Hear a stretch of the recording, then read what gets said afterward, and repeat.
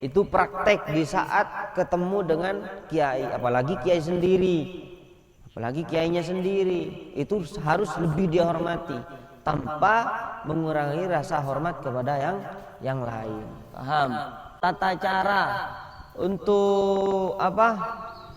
Untuk setelah salaman dengan kiai jangan langsung berbelok. Paham? Jangan langsung berbelok. Coba. Nah, berjalan mundur sambil nunduk, berjalan mundur, ayo baru ke sana. Paham?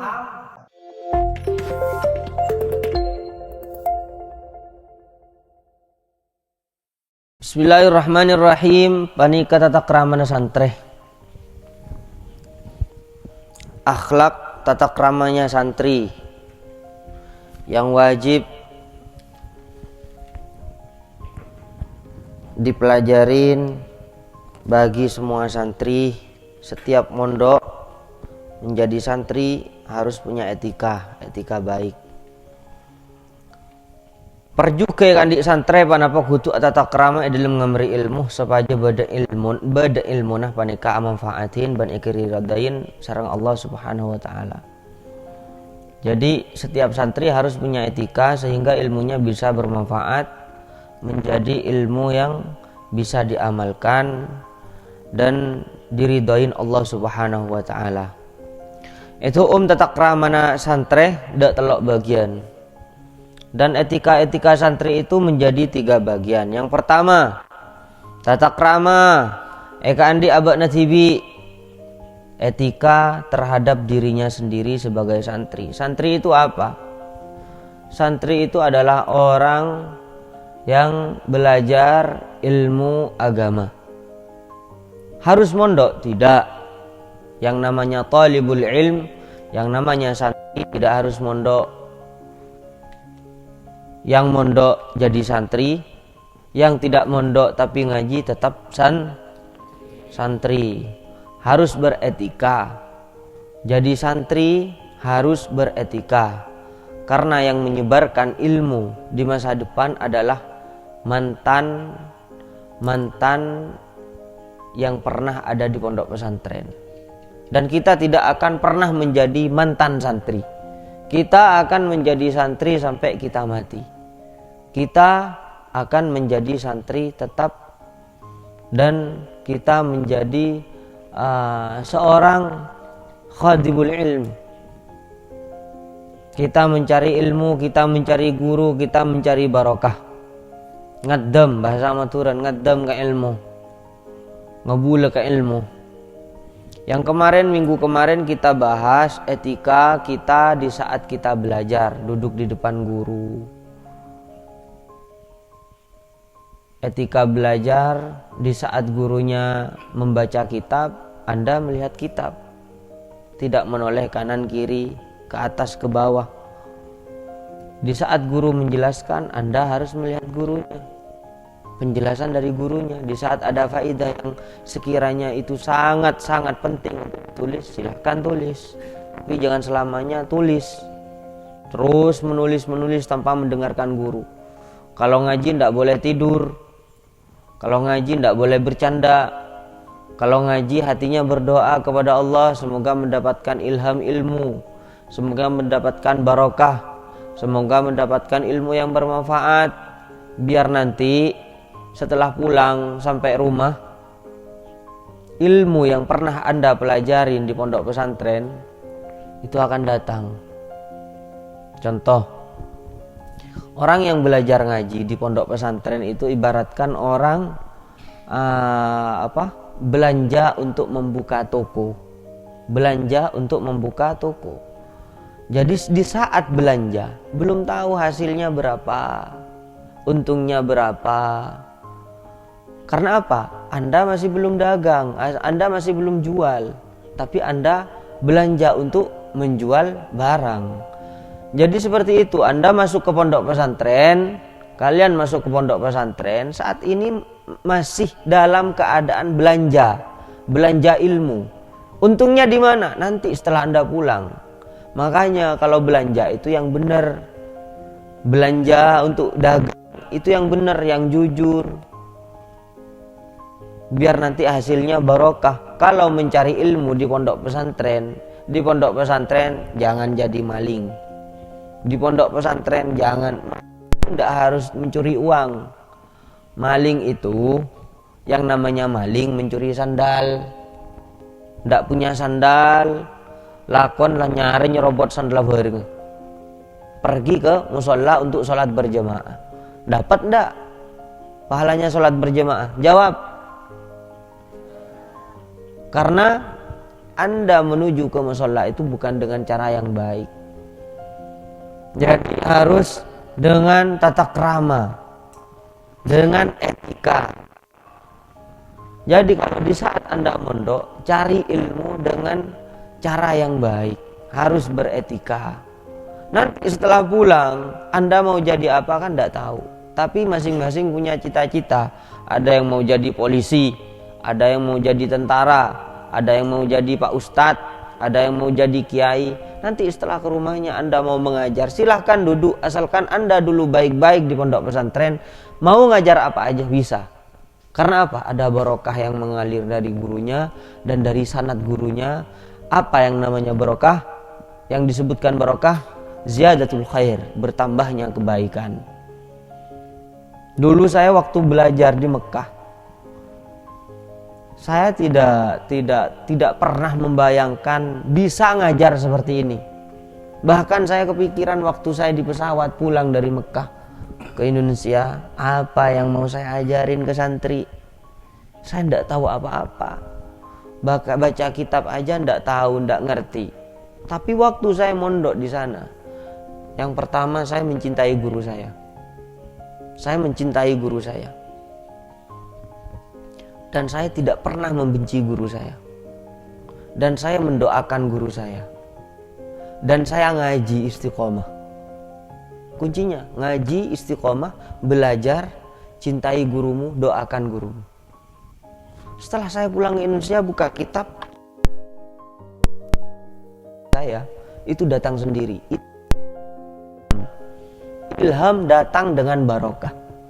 Barokah didapatkan dengan santri yang punya etika, akhlak yang baik.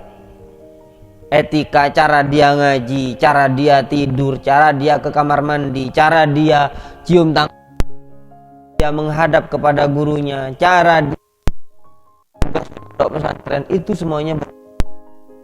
Kalau di pondok jadi maling, di pondok tidur kalau ngaji, kerjanya bercanda, tidak pernah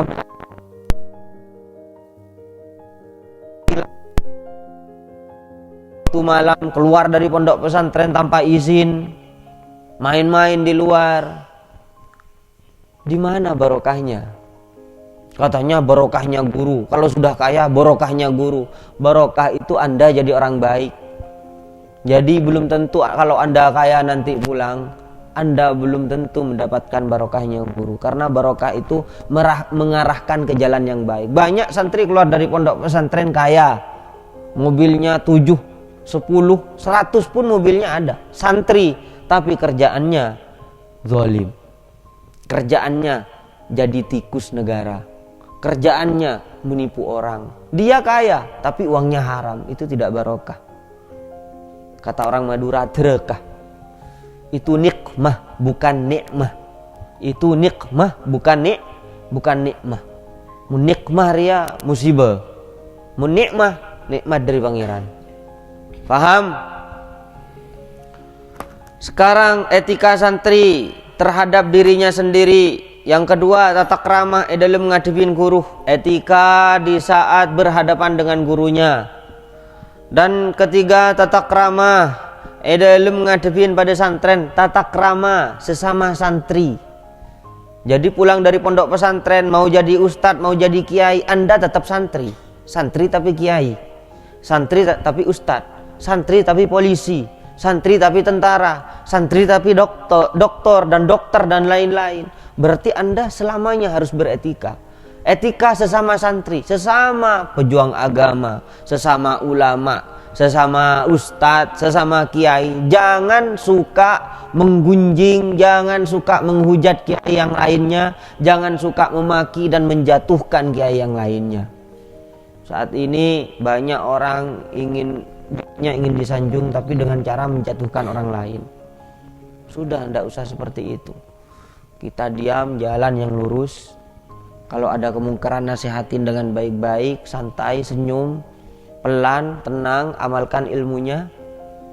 Tidak usah menjelek-jelekan orang lain, tidak usah membuka aibnya orang lain. Tining tata krama, eka andi abak natibi panika bada telok. Etika terhadap dirinya sendiri, seorang santri itu ada 3. Yang pertama, kutu mabagus saja dalam ngamri ilmunah, kalaban aniat ngamri ridhona Allah, ban angilangaki kebutuhan dari abak natibi ban dari orang lain. Yang pertama, harus baik niatnya harus lurus, harus ikhlas niatnya, mencari ridha Allah Subhanahu wa taala dan menghilangkan kebodohan kita. Karena Allah Subhanahu wa taala memberikan nikmat akal kepada manusia. Nikmat akal kepada manusia, maka dari itu kita pergunakan dengan baik, yaitu isi dengan agama. Isi dengan agama. Setelah itu Anda mau cari uang yang banyak silahkan, tapi jangan pernah tinggalkan agama. Karena apa? Kalau niat Anda rusak, kalau niat Anda tidak lurus, maka Anda percuma ada di pondok pesantren. Pahala tidak dapat, barokah tidak dapat, tak pernah badan, gak kerasan di pondok, galau di pondok, mau jadi ini itu tidak bisa, terpaksa karena dipaksa orang tua, akhirnya di pondok jadi maling. Setelah jadi maling, keluar dari pondok tidak resmi, punya salah kepada gurunya, kepada sesama santri, nyampe rumah tidak akan makan kecuali uang yang haram. Waliyadzubillah, mantar selama dekapi. Makanya Anda kalau jadi santri itu beretika, biar Anda itu mendapatkan barokah. Di pondok berlomba-lomba jadi orang pintar, bisa, silahkan. Tapi di saat Anda bodoh berada di pondok, asalkan Anda ngaji, nanti nilainya setelah Anda pulang. Banyak, bahkan saya dulu di waktu di sekolah di Mekah, teman saya itu baca kitab yang ada harokahnya tidak bisa. Nyampe ke Indonesia jadi kiai, bahkan kiai besar. Setelah dia baca kitab lebih pintar daripada saya, lebih pintar daripada kiai-kiai yang lainnya. Padahal dulu dia bodoh. Karena apa? Dia istiqomah, dia betul-betul berijtihad, dia betul-betul punya niat yang lurus, mencintai gurunya dan mendoakan gurunya. Setelah pulang ke rumahnya, maka ilham dari Allah, seakan-akan dia bicara dengan lantang, dengan kebenaran, dengan bicara dengan ilmu. Padahal dulu di sana bodoh, tapi setelah pulang kenapa dia jadi orang alim? Karena di saat dia ngaji di pondok pesantren, karena di saat dia itu belajar kepada gurunya, dia ikhlas niatnya dan dia orangnya mencintai gurunya. Dan dia yakin bahwa barokah itu mengalir. Makanya barokah itu diibaratkan oleh guru saya namanya Syekh Mahlayan, barokah itu seperti bluetooth. Barokah itu seperti bluetooth atau infrared. Dulu di zaman dahulu kalau bluetooth itu jaraknya lebih jauh bisa gagal pengirimannya. Di saat ngirim file atau foto atau video, kalau terlalu jauh jaraknya lambat atau gagal. Tapi kalau didekatkan, apalagi infrared, itu cepat sampai. Itu adalah seperti barokah. Kalau Anda ngaji ke Abi atau ke ustadz yang lainnya atau ke saya, kalau Anda duduknya di belakang, pasti yang lebih beruntung yang di depan. Di belakang kadang dapat barokah, kadang tidak dapat. Makanya dulu di Mekah waktu saya belajar, jam ada yang berangkat setelah sholat subuh. Jam masuk sekolah itu jam 7 dan subuh jam 4. Berangkat setelah subuh untuk apa? Untuk merebut tempat yang di depan, lebih dekat kepada gurunya, lebih baik. Timun tak bodoh. Hah? Encan barokah. Beli bayi. Bapak. Kan deh iya. Jadi harus merebut ada di depan. Bahkan dulu waktu saya ngaji itu lutut saya ini nyentuh dengan lututnya beliau, guru saya. Dari saking dekatnya.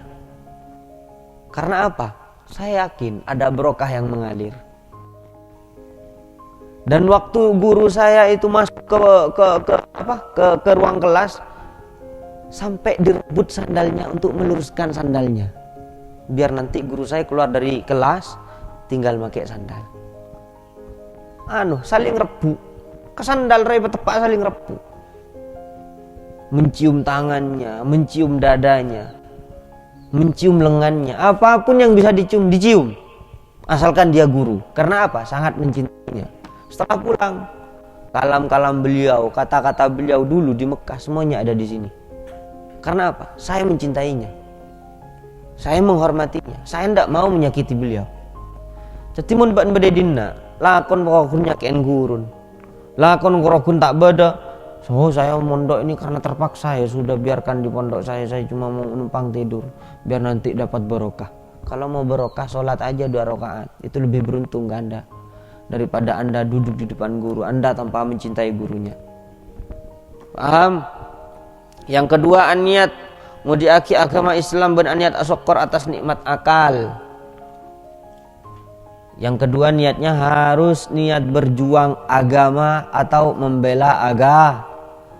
Membela agama tidak harus teriak-teriak. Membela agama tidak harus seakan-akan dirinya berani. Bahkan dulu di zamannya Rasulullah ada orang yang berjihad. Apa sabda Rasulullah? Dia belum tentu semuanya surga. Tergantung niatnya. Innamal a'malu binniyat. Segala perbuatan tergantung niatnya. Ada orang yang berjihad tapi niatnya biar dibilang angkuh, biar dibilang pemberani. Apa? Dia tidak akan mendapatkan mati syahid. Dia bukan syuhada, dia bukan syahid. Tapi untungnya dia dipuji orang di dunia. Di akhirat bukan syuhada, minas syuhada. Tidak. Ketika kita berdek bela agama, mengaji, jangan sampai hilang agama Islam dari orang Indonesia ini. Kita tetap berpegang teguh kepada Islam, berjuang untuk agama Islam. Caranya ngaji, sholat, itu bela agama, beretika baik.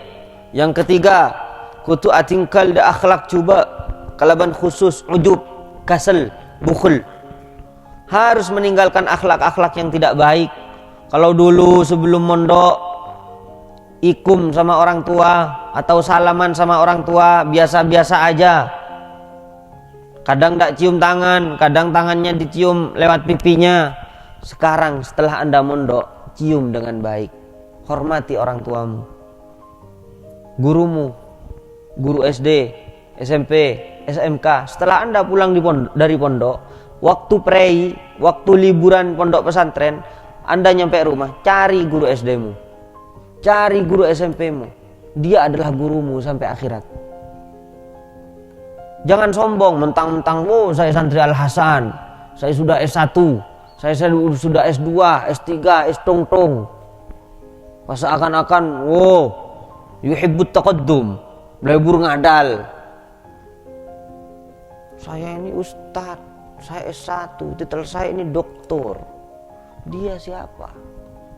Itu bukan manfaat ilmunya. Dia belajar ke iblis, bukan belajar ke ulama. Dia belajar ke iblis, bukan belajar ke ulama. Yang terutama harus ditinggalkan akhlak-akhlak yang tidak baik seperti ujub. Ujub itu sombong. Sombong itu yuhibbut taqaddum wat tasaddur. Suka ada di depan. Saya kiai, mana mikrofonnya? Selain saya tidak boleh, karena saya yang kiai, saya yang alim. Itu bukan tandanya orang berilmu. Justru orang itu mungkin ada kesalahan dulu waktu belajar di pondok pesantren. Kasal, malas sholat, malas ngaji, malas wiritan, man laisa lahu wirdun fahuwa kirdun. Barang siapa yang tidak punya aurat, bacaan sehari-hari, wiritan, sholawat, istighfar, maka dia adalah kirdun. Kirdun itu monyet, sama dengan halnya monyet.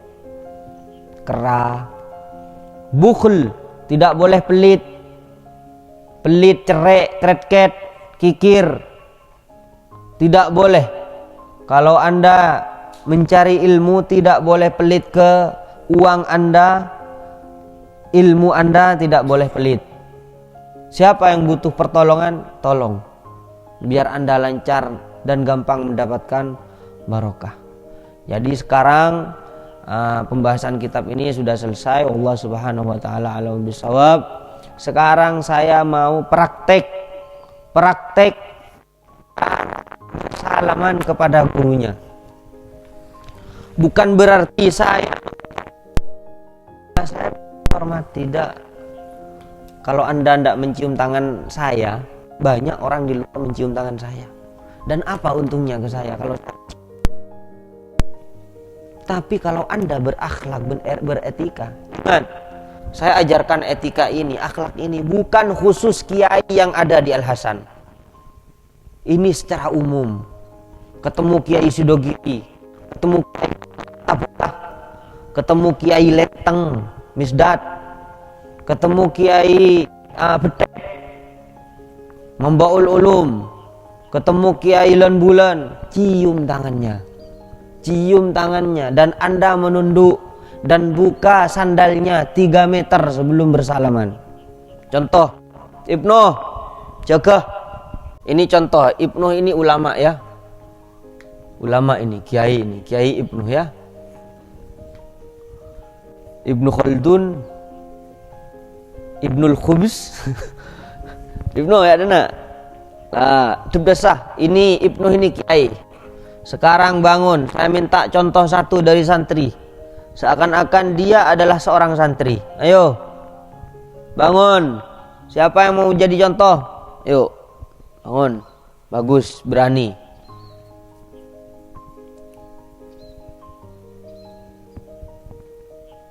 Sandal, ngalak sandal ya. Pakai sandal.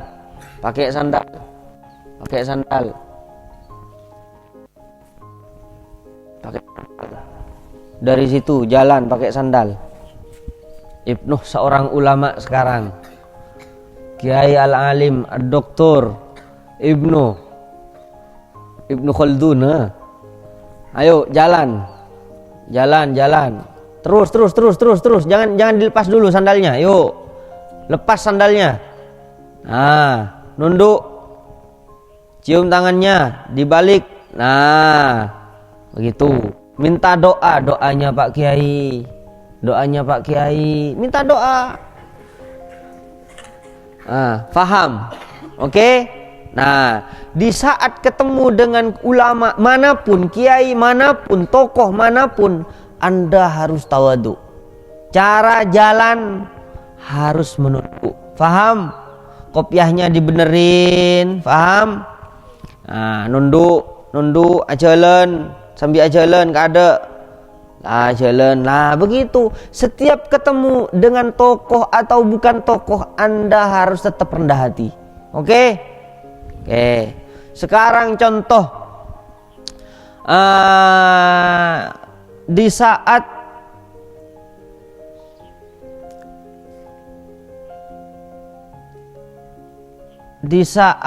Anda itu lagi bertemu dengan sesama santri.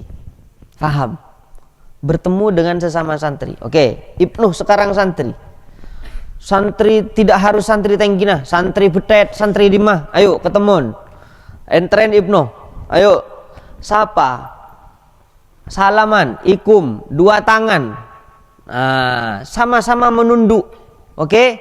Dia tidak menunduk, apakah saya harus rendah hati? Harus tawadu? Tetap Anda. Karena apa? Man tawadu'a lillah rafa'ahullah. Barang siapa yang tawadu, rendah hati semata-mata karena Allah, maka Allah mengangkat derajatnya. Jadi Anda menunduk bukan karena manusia, bukan karena siapapun, tapi Anda menunduk rendah hati karena Allah. Jadi di saat ada orang tidak menghormati Anda jangan marah.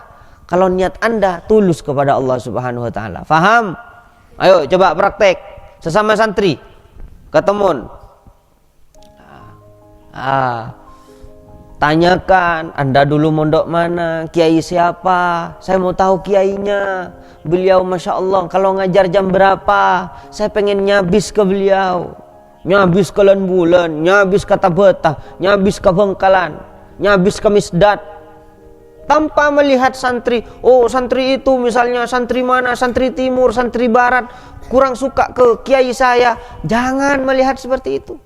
Di saat ada orang tidak berakhlak, jangan kita balas dengan tidak berakhlak, tapi kita balas dengan kebaikan, dengan akhlak etika yang baik. Faham? Sudah. Oke. Sekarang contoh, Anda tidak pakai kopiah, tapi ketemu dengan seorang kiai dan ulama ustadz. Buka kocan.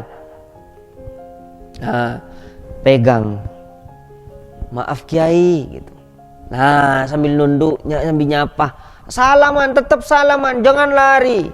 Jangan lari. Ada ulama, tetap mendekat kepada ulama, tetap mendekat kepada orang soleh. Ustadz, tidak apa-apa.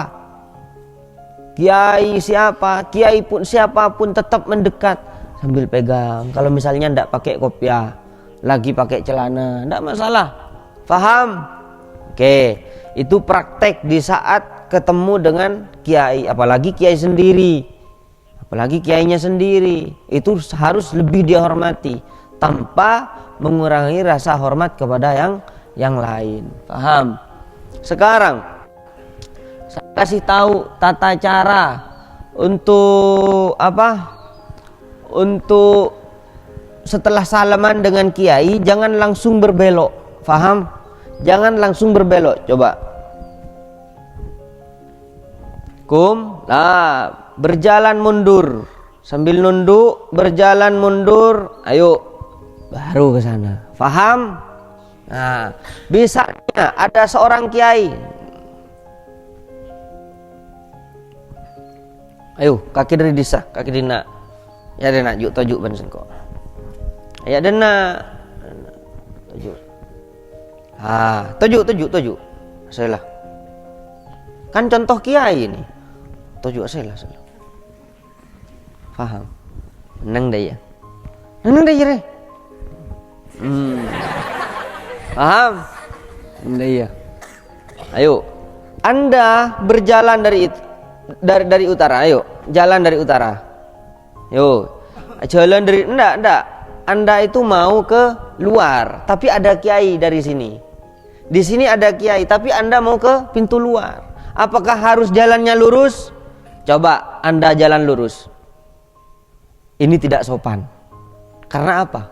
Lewat di depan gurunya. Harus nyelengseng. Harus belok ke sana. Harus menjauh. Ayo, lewat sana sambil menunduk. Nah, begitu. Jadi kalau gurunya di sini jangan lewat di depan, tapi dari jauh. Paham? Nyelengseng. Ngerti kan, Nak? Ayo terus jalan desa. Contoh aki, nunduk. Jangan noleh kanan kiri, walaupun dengan temannya, ndak usah ngomong. Itu beretika namanya. Sudah, sini.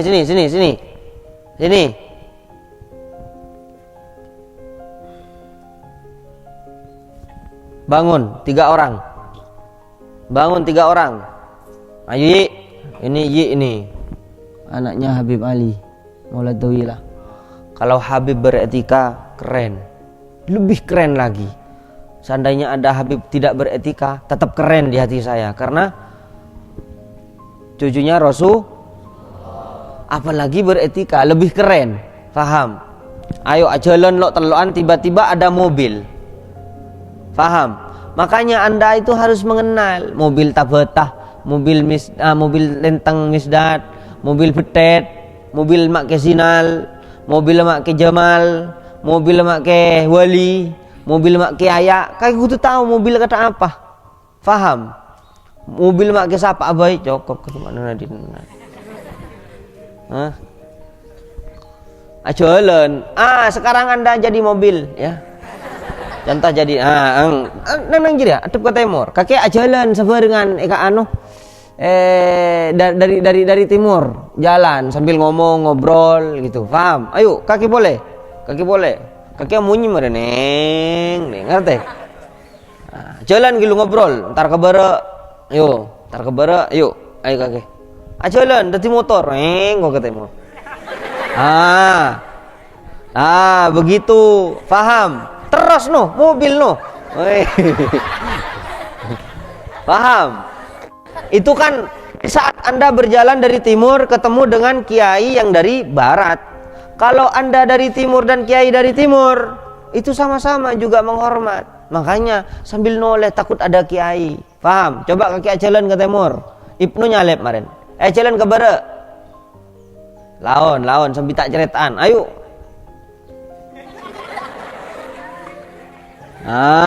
Sampai sekitar 100 meter baru Anda boleh ngomong lagi. Tidak khusus kiai yang ada di Al Hasan, tapi kiai manapun sedunia, kiai harus Anda hormati. Faham? Wallahu subhanahu wa ta'ala a'lam bishawab. Nanti contoh lagi cara memberi air kepada kiai. Ngerti? Melayani kiai bagaimana? Faham? Cara ngaji, kopiah harus lurus, rambut tidak boleh di luar, kopiah harus lurus, tidak boleh terlalu. Kalau begini bajingan, preman Madura, ngerti? Kalau begini berandal, ngerti? Berarti kutu loros, kancengan mon bisa pasang, lengan ke bawah. Nah, itu ke bawah. Sampai syuting dina.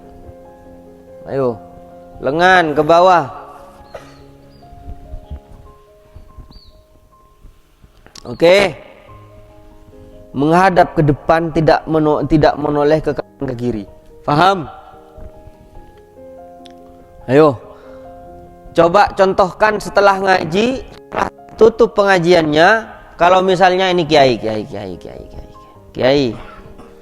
Pak Yai, ini contoh rumahnya Anda, Pak Yai. Paham?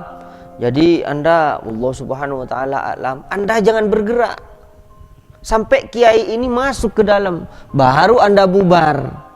Paham? Kemarin contoh, contoh saya tak sopan. Ini contoh yang tidak sopan. Oke, tujuh. Wallahu subhanahu wa ta'ala alam. Pakai aja. Allah ambil sawab.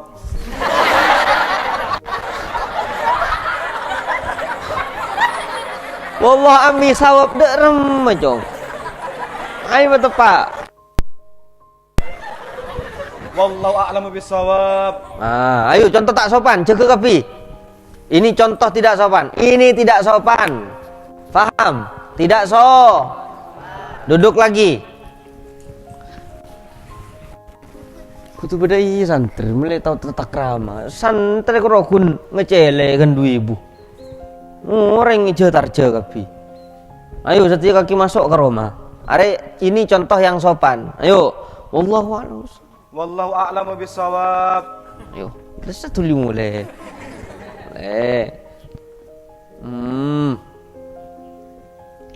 Baru bangun, oke? Bangun. Lah, ini contoh di saat kiai yang pergi. Kalau Anda yang pergi di depan kiai, beda lagi. Misalnya Pak kiainya masih pengen duduk, ada tamu misalnya, sudah, ayo santri, sudah turun misalnya. Ada tata krama. Contoh, duduk lagi. Mana ulama itu? Ulama? Ini ulama.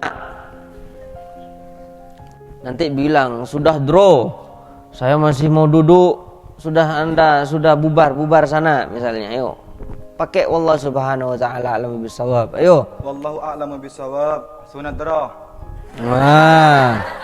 Contoh yang tidak sopan. Anda berdiri, ayo berdiri. Langsung bubar, langsung ke lauk. Lah ini tidak sopan. Balik lagi. Ini contoh yang tidak sopan. Contoh yang sopan seperti apa? Duduk semua.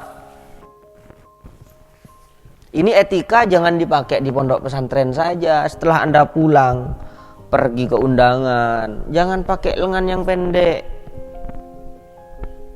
Tidak harus undangan Pak Kiai, tetangganya harus dihormati juga. Itu acara pernikahan, acara yang sakral, acara yang mulia. Jadi harus pakai lengan yang panjang. Ayo, ini contoh yang sopan. Wallahu a'lamu bisawab. Ladro. Ayo, bangun. Bangun. Mundur.